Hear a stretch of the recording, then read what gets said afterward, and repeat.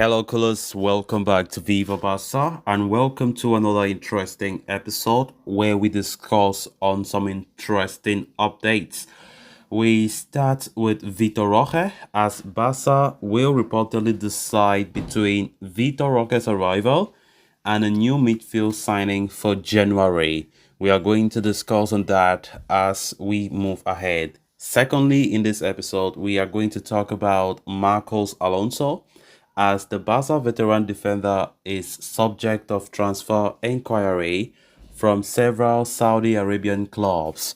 We are also going to be discussing more on that. So as we get right into it in much detail, please do ensure to subscribe, turn on the post bell notification to always stay notified whenever I post a new video. Consider liking the video and please watch it right up till the very end. Days after Barcelona lost Gavi for the remainder of the season owing to a serious ACL tear, the sports leadership and the technical staff conducted a thorough analysis, and it is believed that they agreed to bring in a new player to compensate for the absence of the young midfielder.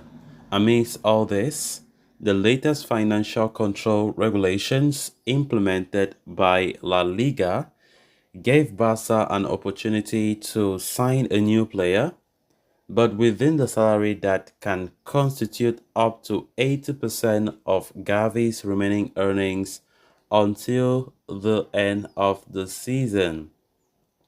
But yesterday afternoon, the club received a communication from La Liga that Vitor Roque could also be registered once the transfer window opens on the 1st of January 2024 by making use of the space created by Gavi's injury.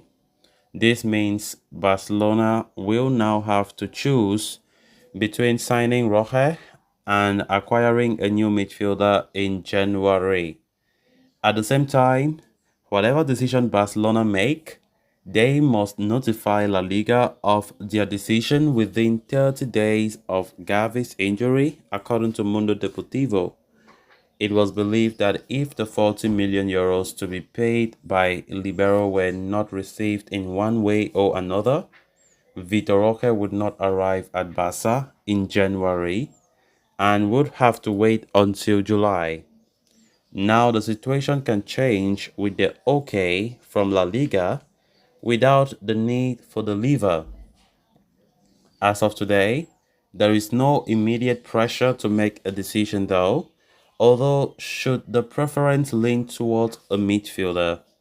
Xavi has long harbored an interest in Giovanni Lo Celso, for instance, although it must be noted that Tottenham Hotspur will not make things easy for Barcelona. Now the question now is, what next for Barca? Barca must now assess their situation and evaluate whether the available resources can cover for Gavi and if it is preferable to bring forward the arrival of Vitor Roque, something that was already a clear objective of Xavi and Deco before this week's events.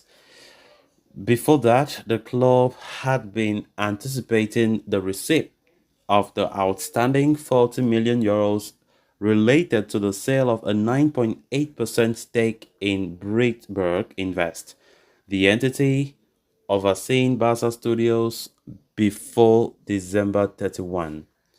Barca, having now learned of this development regarding Roque from La Liga late yesterday, are keen on receiving the affirmation in writing. Now, Vitor Roque donning the Barcelona kit in January wouldn't have been made possible if the team had failed to generate those 40 million euros. However, the scenario may now take a turn for the good as La Liga's approval eliminates the necessity for the funds from the lever. Of course, this comes as good news for us as Barcelona have been doing all that they can to ensure that Vitor Roque makes his way to Barca in January. But all this while, we have been getting quite a lot of reports. There's a lot of dilemma as to whether Barca will go but for a new defensive midfielder or they will go for Vitor Roque, because from the look of things, there is just one possibility. Because we have, due to the tight financial situation right now, of course, we can't go out there in January to sign a multitude of players. And of course, as I said, countless reports have been talking about Barca either choosing to bring in Vitor Roque or they bring in a new DM, as Oriol Romeo has not been doing what has not been doing quite well. Let me put it that way. But from the way things are going, La Liga already approved that Barca can go ahead if they want to bring Vitor Roque in January 1st, which means registration will be guaranteed if Barca wish to do so without more complications. So as it stands right now, there is no conclusion as to whether Barca would choose to go, but for which one. But this report claims that Barca currently are prioritizing more of Vitor Roque than to bringing in a new DM. But of course, let's see. All hands on deck. Anything can change. But personally, trying to see, like me personally, I wish we see Vitor Roque donning the Barca shirt come January. Then on to the next story of discussion. Barcelona defender Marcos Alonso has played just about 300 minutes of football this season, and it goes without saying that despite agreeing to an extension this year, his immediate future is in question. In this regard, a report from Mundo Deportivo has emerged that several Saudi Arabian teams have inquired about the availability of the defender.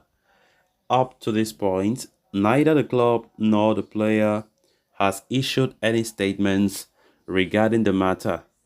Hence, the aforementioned outlet claims that this silence leaves open the potential for a transfer during the upcoming winter markets.